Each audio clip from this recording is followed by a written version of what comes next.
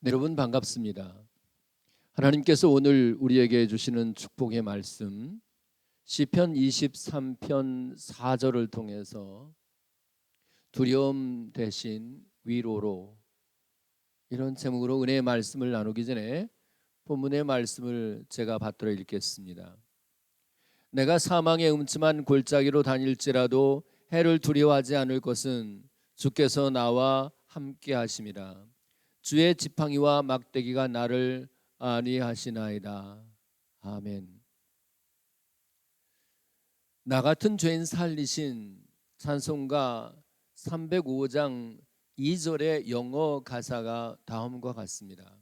It was grace that taught my heart to fear, and grace my fears relieved. How precious did that grace appear, the hour I first believed.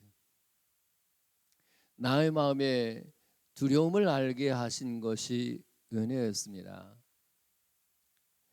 나의 두려움을 덜어주신 것도 은혜였습니다. 얼마나 귀중한 은혜의 나타남인가요? 나가 처음 믿었던 그때에. 그렇습니다. 나의 마음에 두려움을 가르쳐 주신 것, 나의 마음에 두려움을 알게 하신 것이 큰 은혜가 아닐 수 없습니다. 신명기 19장 19절로 20절에 이렇게 기록되어 있습니다. 그가 그의 형제에게 행하려고 꾀한 그대로 그에게 행하여 너희 중에서 악을 제하라. 그리하면 그 남은 자가 듣고 두려워하여 다시는 그런 악을 너희 중에서 행하지 아니하리라. 예컨대 어떤 사람이 거짓 증언을 했다고 합시다. 저 사람이 100만 불 횡령했다고 합니다. 그런데 사실을 조사해 보니 그것이 아닌 거예요. 그럴 경우에 그렇게 거짓 증언한 사람에게 100만 불 횡령의 죄를 물으라는 것입니다. 100만 불을 되물어야 할 책임이 거짓 증언한 사람에게 있다라는 것이죠. 그리하면 그 남은 자가 듣고 두려워하여 그런 악을 다시는 너희 중에 행하지 않게 될 것이라고 가르쳐주고 있습니다. 자, 그런 점에서 두려움이라고 하는 것은 일정 부분 다시는 죄를 짓지 못하도록 하는 브레이크 역할을 한다고 하는 점에서 긍정적인 측면을 가지고 있습니다. 그럼에도 불구하고 계시록 21장 9절에는 이렇게 기록되어 있습니다.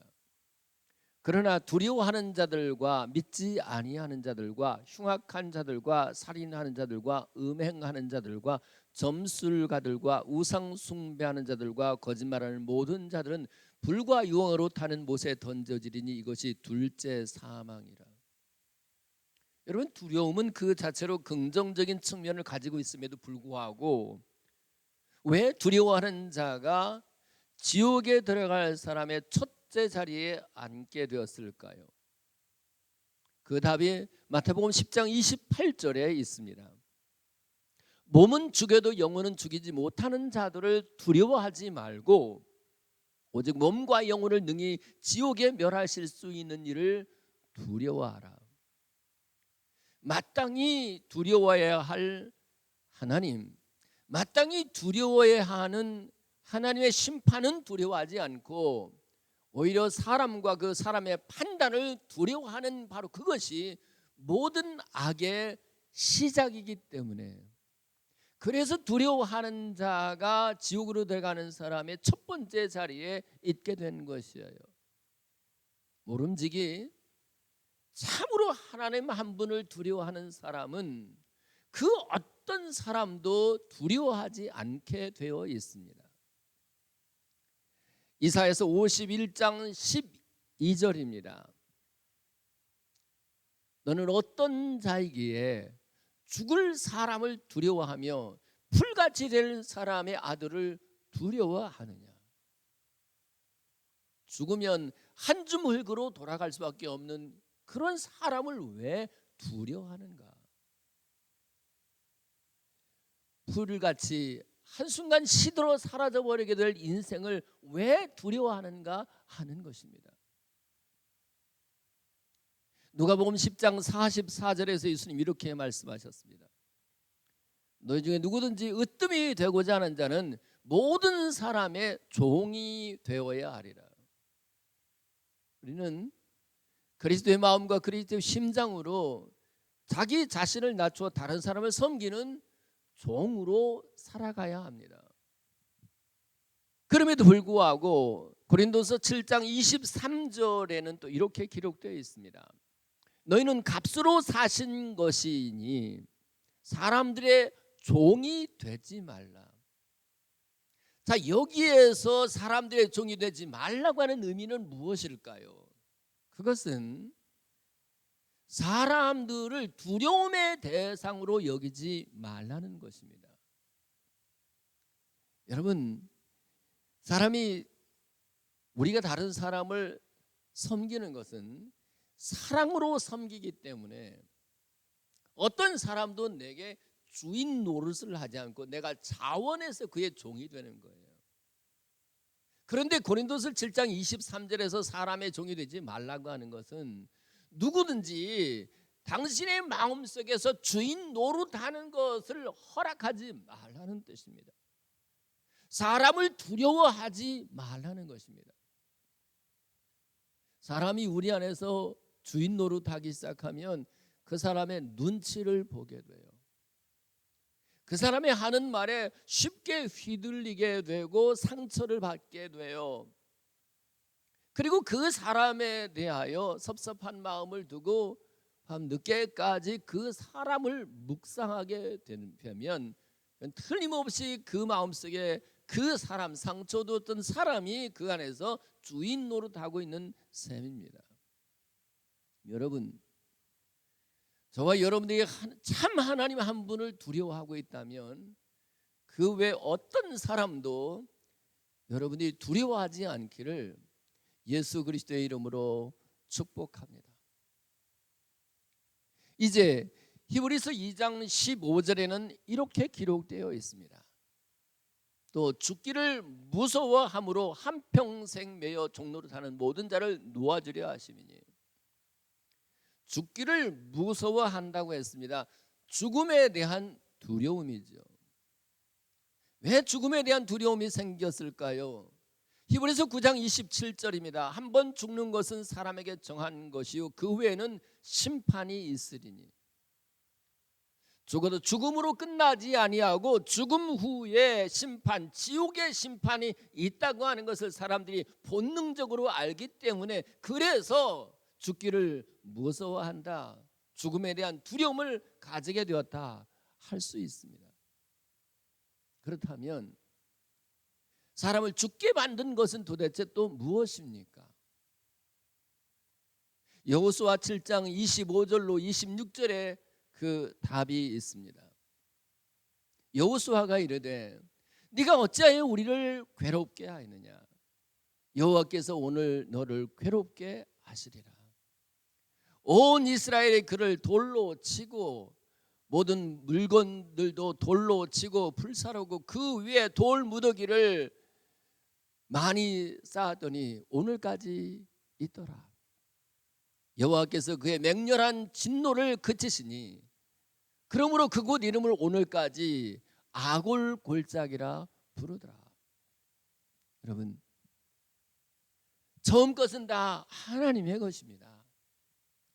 하루의 첫 시간도 하나님의 것이요 한 주일의 첫날도 하나님의 것이요 수입의 첫 것도 하나님의 것인 것처럼 약속의 땅에 들어가서 처음 얻은 땅이 여리고성이었기 때문에 여리고성에서 난 모든 것은 다 하나님께 바치도록 하나님께서 명령하셨습니다. 그런데 그 명령에 순종하지 않은 사람이 있었습니다. 누구입니까? 아간이라는 사람. 그는 시날산의 아름다운 외투, 은 200세겔, 그리고 금 550세겔을, 그저 50세겔에 50세겔을 땅속에 묻어 두었습니다. 여러분, 공항 검색대에 가방을 넣게 되면 그 가방 속에 무엇이 있는 것이 다 드러나요. 여러분, 사람들도 이렇게 그 속내를 다 들추어 알 수 있을진데 하나님의 시선을 피할 수는 없지 않겠습니까? 마침내 그의 죄가 드러나고 아골 골짜기에 이르러서 돌로 침을 당해 죽는 것을 볼 수 있습니다. 결국 죽음의 이유가 뭐냐면 그 죄 때문이라고 하는 것을 알 수 있습니다. 그리고 바로 그 죄가 죽음만 아니라 죽음에 이어지는 두려움까지, 공포까지 갖게 한다고 하는 것을 알 수 있습니다. 여러분, 잔뜩 죄를 짓고 있는 사람은 경찰차에 그림자만 지나가도 두려워 벌벌 떨게 되어 있습니다. 지금 여러분들이 죽음과 함께 어떤 공포에 사로잡혀 두려움에 사로잡혀 있다고 하는 것은 우리 안에 죄가 깊이 웅크리고 있음을 의미한다 할 수 있습니다. 호세아서 2장 15절에 이렇게 기록되어 있습니다. 거기서 비로소 그의 포도원을 그에게 주고 아골 골짜기로 소망의 문을 삼아 주리니. 아골 골짜기, 절망의 골짜기입니다. 죽음의 골짜기입니다. 사망의 골짜기입니다. 그런데 그곳을 소망의 문으로 삼아 주신다. 천국의 문으로 삼아 주신다. 영생의 문으로 삼아 주신다는 거지요. 여기에 놀라운 복음이 있습니다. 누가복음 23장 33절입니다. 해골이라고 하는 곳에 이르러 거기서 예수를 십자가에 못 박고, 해골이란 모름지기, 죽은 사람의 시신, 죽은 사람의 머리입니다. 골고다가 바로 해골이라고 하는 곳인데, 골고다에서 예수님이 십자가에 못 박혔다. 그것은 바로 죽음이라고 하는 장소에서 예수님이 십자가에서 죽으셨다는 것입니다.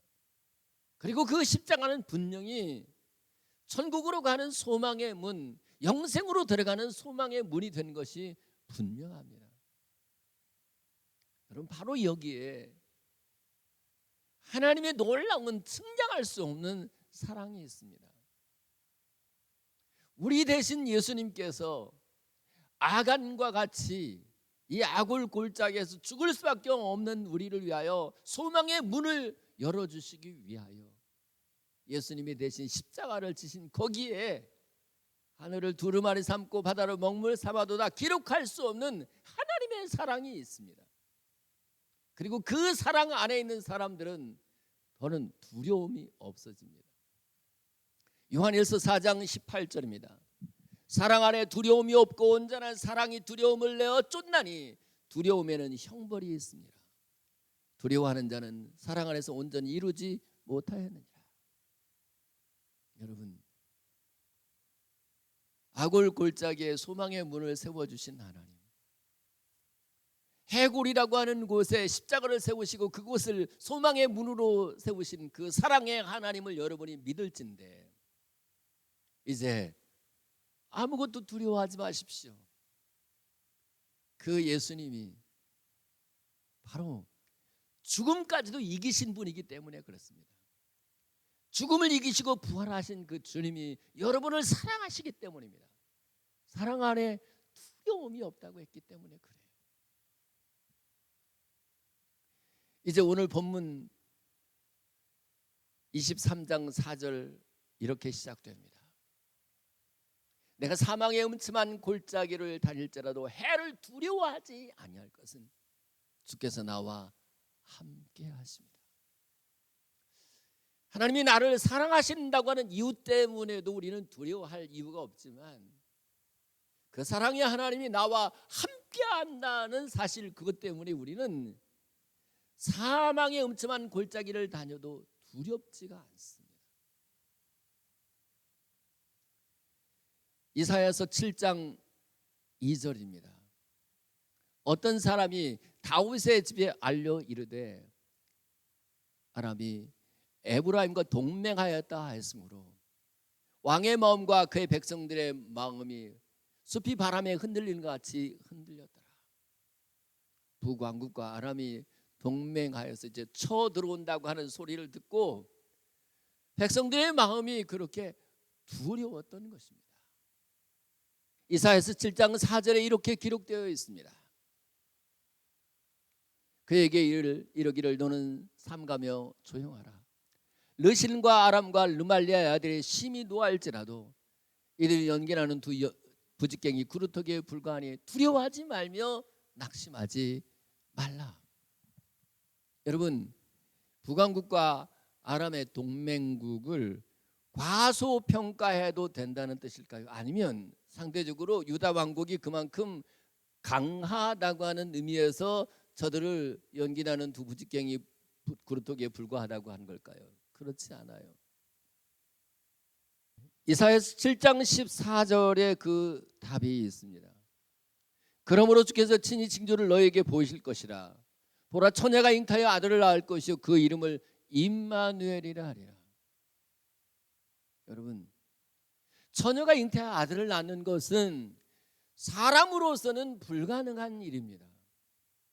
그러나 전능하신 하나님께는 능치 못할 일이 없지 않습니까?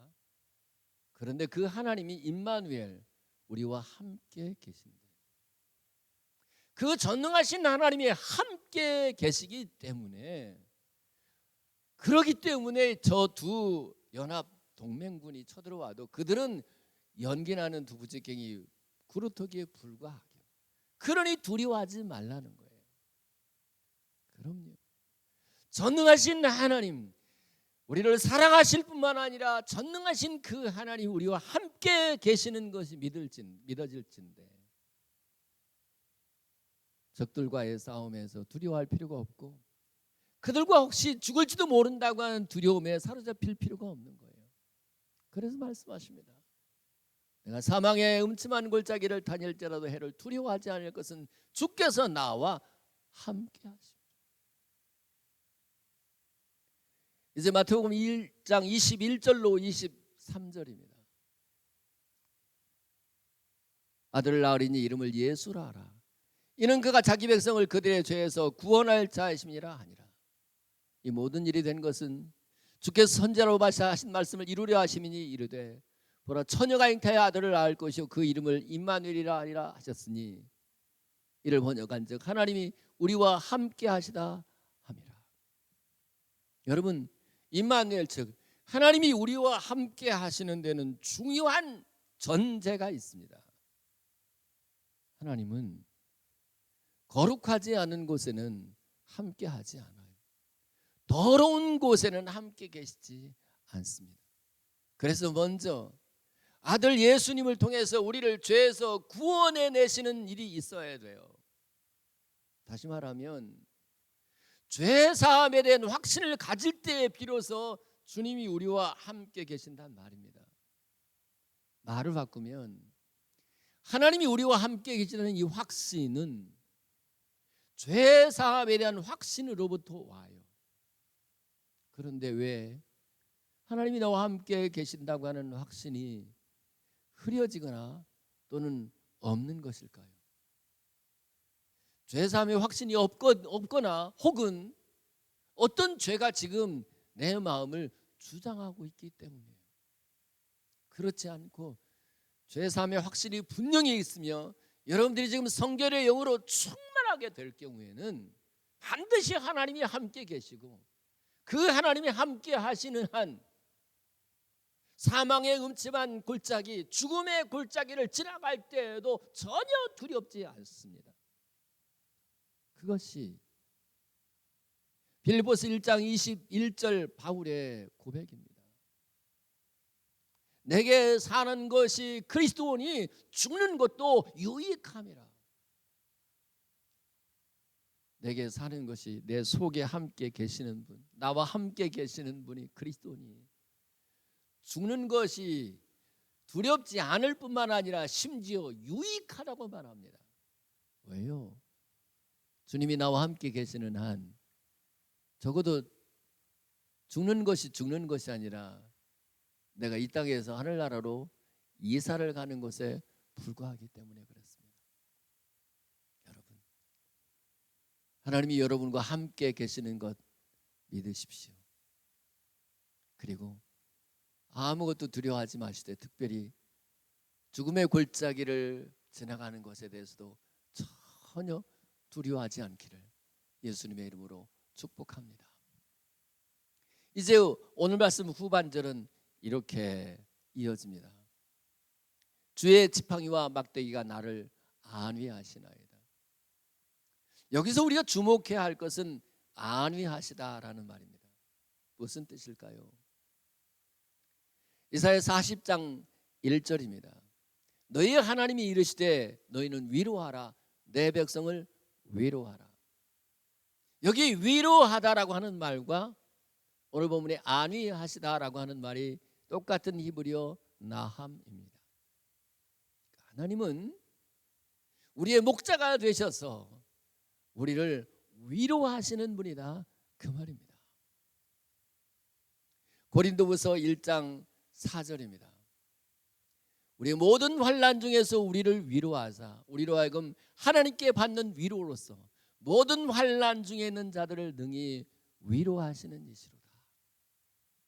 여러분, 우리가 어떤 환난 중에 있는 사람들을 능히 위로할 수 있는 것은 먼저 우리가 환난 중에서도 받게 되는 하나님의 위로가 있었기 때문에 그래요. 우리가 하나님께 속한 사람이라면 분명히 하나님은 우리를 위로하십니다. 환난 중에서도 위로하시는 분입니다. 자, 그렇다면 하나님이 자기에게 속한 양떼들, 하나님이 자기에게 속한 사람들을 어떠한 방편으로 위로하십니까? 그 하나는 지팡이요, 또 하나는 막대기입니다. 여기서 지팡이는 무엇을 의미할까요? 이사야서 11장 4절 후반절에 이렇게 기록되어 있습니다. 그의 입에 막대기로 세상을 치며 그의 입술에 기운으로 악인을 죽일 것이며. 여러분, 그의 입에 막대기, 오늘 본문에서는 지팡이로 번역된 히브리어 셰페트입니다. 여러분, 그렇다면 과연 그의 입의 막대기, 그의 입의 지팡이 무엇이죠? 그 입의 말씀이에요. 여러분, 그 입의 말씀으로 세상을 친다고 했어요. 여러분, 이제도 교회를 다니지만 세상에 속하거나 세 속에 물들어 있거나 양심에 거리낌이 있는 사람들은 목회자의 말씀을 들을 때 그 말씀이 자꾸 나를 치는 것처럼, 때리는 것처럼 느껴져요. 그런데 하나님께 속한 하나님의 양들은 그 입의 말씀이 얼마나 큰 위로가 되는지 몰라요. 지난주에도 어떤 분이 저에게 그렇게 말씀하시더라고요. 목사님, 제가 요즘 말씀을 묵상하면서 하나님께서에게 깨닫게 하시는 바가 있었는데 목사님을 통해서 다시 확인해 주시니 얼마나 큰 힘이 되는지 몰라요. 위로가 된다는 말이잖아요. 그래요. 여러분이 하나님께 속한 사람이면 하나님 반드시 말씀을 통해서 우리가 위로받게 해요. 그런데 세속에 물들어 있거나 양심에 거리낌 있는 사람은 말씀을 들을 때 자꾸 친다는 느낌이 들어요. 이거 내가 병들었다는 뜻이에요. 바라기는 저는 여러분들의 그 목사님들을 통해서 주시는 말씀들이 여러분을 치는 것으로 느껴지지 아니하고 주시는 말씀마다 여러분에게 위로가 되시는 은혜가 있기를 예수님의 이름으로 축복합니다. 그렇다면 본문의 막대기는 도대체 무엇을 의미하는 것일까요? 시편 18편 18절에 이렇게 기록되어 있습니다. 그들이 나의 재앙의 날에 나에게 이르렀으나 여호와께서 나의 의지가 되셨도다. 여기 의지라고 하는 단어가 미시아니에요. 그리고 막대기라고 하는 말은 미시아나예요. 미시아나. 여러분 듣기에도 벌써 똑같죠? 같은 어근을 갖고 있어요. 그러니까 하나님이 주의 막대기로 주님의 백성들을 위안하시고 위로하신다고 하는 것은 주님이 친히 저희의 의지가 되어 주심으로써 우리를 위로하신다라고 하는 거예요. 고린도후서 1장 8절로 9절에 이렇게 기록되어 있습니다. 형제들아, 우리가 아시아에서 당한 환난을 너희가 모르기를 원하지 아니하노니 힘에 겹도록 심한 고난을 당하여 살 소망까지 끊어지고 우리는 우리 자신이 사형 선고를 받은 줄 알았으니 이는 우리로 자기를 의지하지 말고 오직 죽은 자를 다시 살리시는 하나님만 의지하게 하려 하심이라. 생각해 보십시오. 힘에 겹도록 심한 고난을 당합니다. 살 소망이 끊어졌습니다.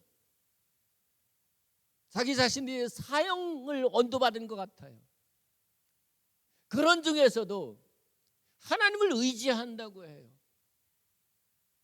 그 하나님을 통해서 자기를 위로하시는 하나님의 위로가 있는 거예요.